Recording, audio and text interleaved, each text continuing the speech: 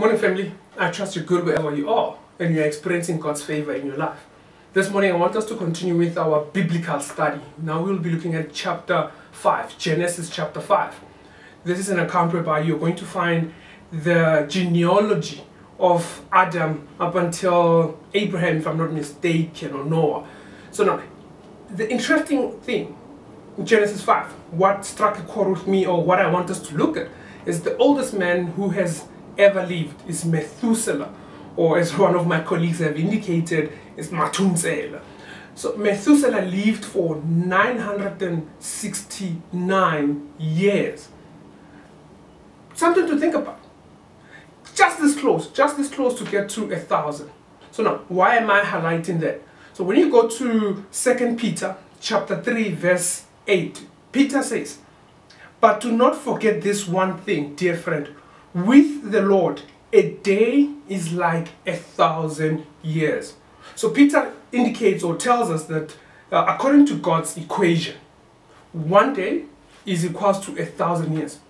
So Methuselah was this close to living almost a day according to God's equation. So far, no man has lived a full, complete day according to God. So now, what's the significance of that? So as I was looking at some study material, one thing that I saw, or one of the things that I saw, was from Adam up until Abraham, it's been estimated that it was 2,000 years. And from Abraham up until Jesus, the birth of Jesus Christ, it was another 2,000 years. So now from the death of Christ up until now, it's been what, 2,000 years and 22.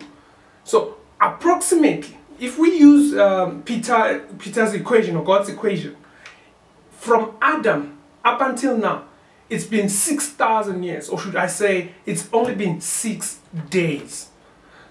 Now, when we say we are living in the end times, is it possible that, because remember, when God created everything 6 days, the 7th day he finished and he rested.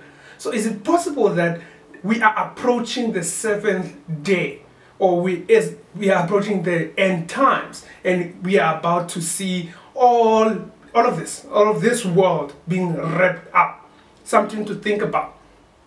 So when you turn to 2 Timothy chapter 3 verse 1 to 5, it reads as follows: "But mark this, there will be terrible times in the last days. People will be lovers of themselves, lovers of money, boastful, proud, abusive, disobedient to their parents, ungrateful, unholy, without love, unforgiving, slanderous, without self-control, brutal, not lovers of good, treacherous, rash, conceited, lovers of pleasure rather than lovers of God, having a form of godliness but denying its power."